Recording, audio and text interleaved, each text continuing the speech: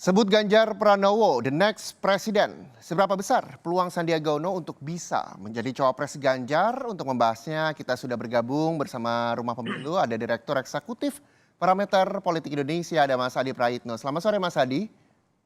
Selamat sore, Mas. Mas Adi, ini lagi ramai juga terkait dengan kalimat the next president. Jadi menurut Anda, apakah pertemuan tak sengaja Sandiaga Uno dan Sandiaga dan juga Ganjar Pranowo ini di Arab Saudi begitu setelah melakukan rangkaian ibadah haji, ada yang bilang ini settingan, ada yang bilang ini gimmick, ada yang bilang ini hanya kebetulan. Anda melihatnya seperti apa, Mas Adi?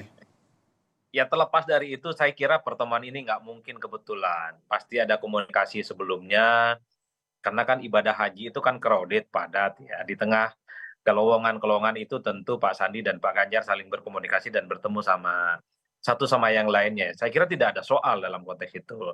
Nah yang kedua, dalam tradisi Islam, pernyataan Sandiaga Uno itu semacam doa Ya. dan harapan yang cukup positif gitu ya, karena disertai kalimat insya Allah.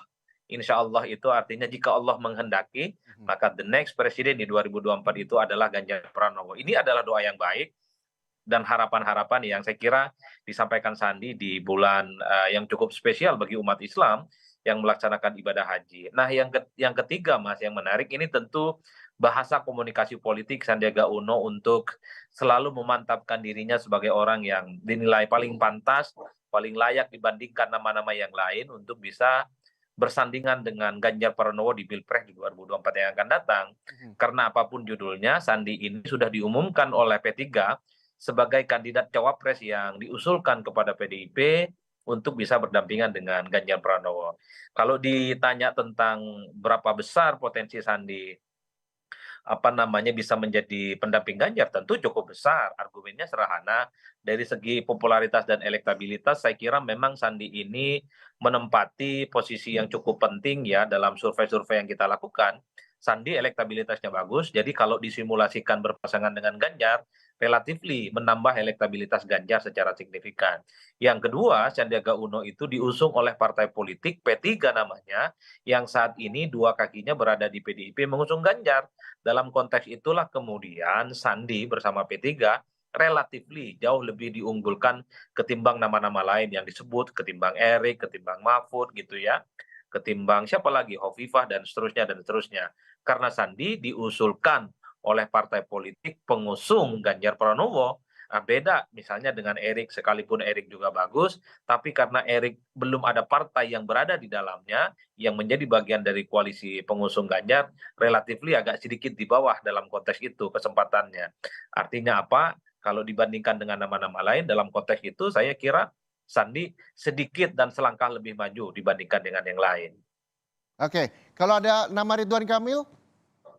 Nah, kalau ada Ridwan Kamil, pasti PDIP nunggu betul. Mhm. Kapan Golkar ini akan mendeklarasikan dukungan politiknya menjadi bagian dari koalisional PDIP mengusung Ganjar? Kan ini yang belum selesai ya.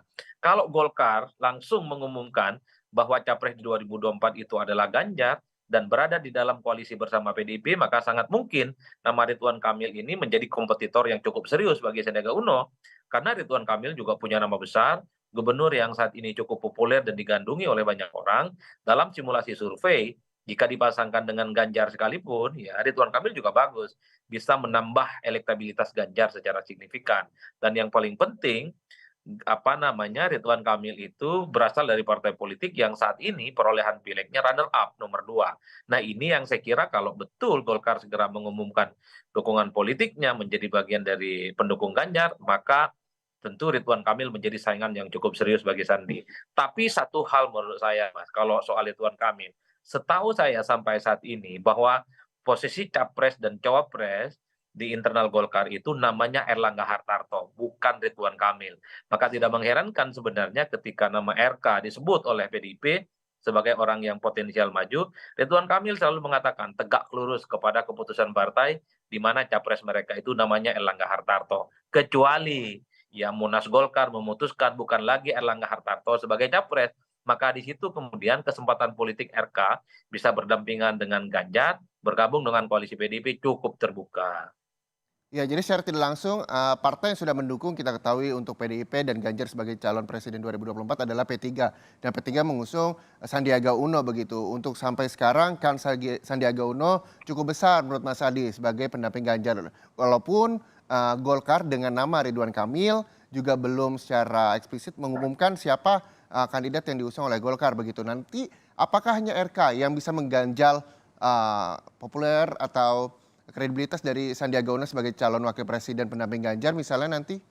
Atau ada Ya nama lain Mas Adi? ada nama Erick Thohir juga yang punya nama besar. Apapun judulnya, Erick ini mulai populer, mulai digandrungi oleh publik, terutama sejak jadi ketua umum PSSI yang dinilai cukup fantastis dan cukup luar biasa. Termasuk misalnya kinerjanya di apa namanya di Kementerian BUMN. Tapi sampai saat ini kan belum ada partai politik yang secara definitif yang menjadi backingnya Erick Thohir untuk bisa maju. Ada kecenderungan bagi PDIP, kalau punya jagoan, berkoalisi dulu dengan PDIP, baru bicara tentang siapa sosok cawapres yang akan mereka usung. Oke. Jadi kalau Golkar tertarik misalnya mau mengusung nama Ridwan Kamil, bergabung dulu dengan PDIP, baru bicara dari hati ke hati apakah Ridwan Kamil menjadi salah satu nama yang layak menjadi nominator pendamping Ganjar. Begitupun dengan Erick harus memastikan partai backingannya yaitu PAN misalnya bergabung dulu dengan PDIP baru bicara tentang Erik sebagai salah satu orang yang juga potensial berdampingan dengan Ganjar. Itu kecenderungannya Mas, makanya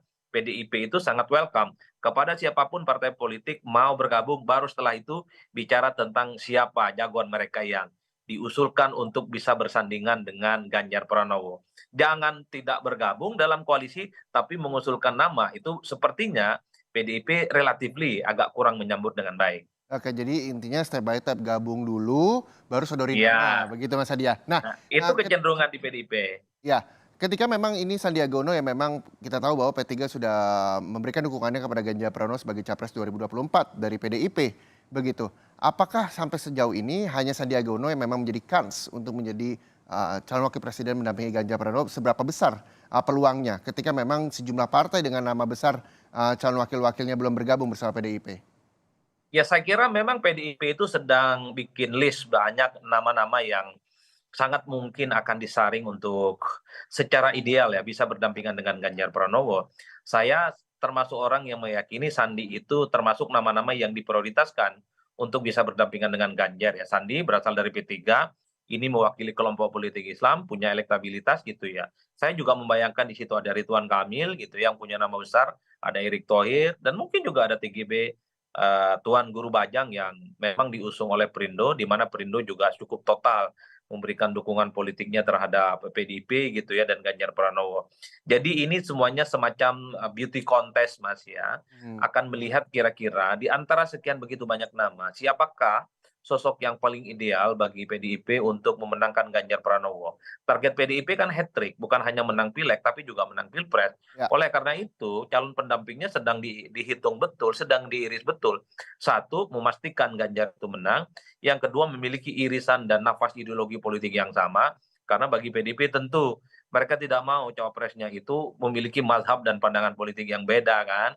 Yang ketiga mereka itu adalah yang bisa dipastikan melanjutkan segala hal yang sudah dilakukan oleh Jokowi selama 10 tahun ya.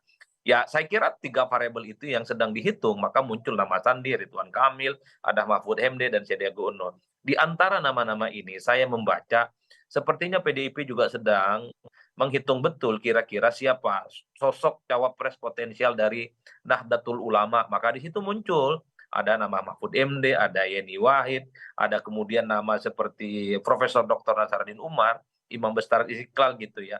Ini yang saya kira bahwa PDIP sedang berhitung betul di antara sekian banyak nama-nama ini yang memiliki kriteria yang paling lengkap untuk bisa mendampingi Ganjar, itulah yang pada akhirnya akan dipilih. Kalau saat ini sangat welcome, AHY juga welcome gitu ya. Oke. Bahkan Ahmad Heriawan juga disebut dari PKS sebagai sosok potensial. Artinya, sepertinya PDIP sedang mengonsolidasi begitu banyak nama yang pada akhirnya akan hanya dipilih ya tentu untuk bisa mendampingi Ganjar untuk menang. Tapi di antara sekian begitu banyak nama, Sandi tentu sepertinya masuk prioritas Mas. Karena Sandi bagus gitu ya, popularitasnya bagus, elektabilitasnya bagus dan diusung oleh P3 yang saat ini sejak awal sudah mendukung Ganjar. Nah, kan yang lain belum di situ posisinya. Yang lain masih di luar, namanya disebut. Jadi tingkat probability-nya relatively agak jauh ya di bawah Sandiaga Uno. Itu bacaan awam saya dari jauh. Oke, kita tunggu saja berarti siapakah nantinya yang diumumkan oleh PDIP calon pendamping wakil presiden dari Ganjar Pranowo untuk Pilpres 2024. Terima kasih sekali lagi Direktur Eksekutif Parameter Politik Indonesia, Mas Adi Praetno atas waktunya bersama Rumah Pemilu.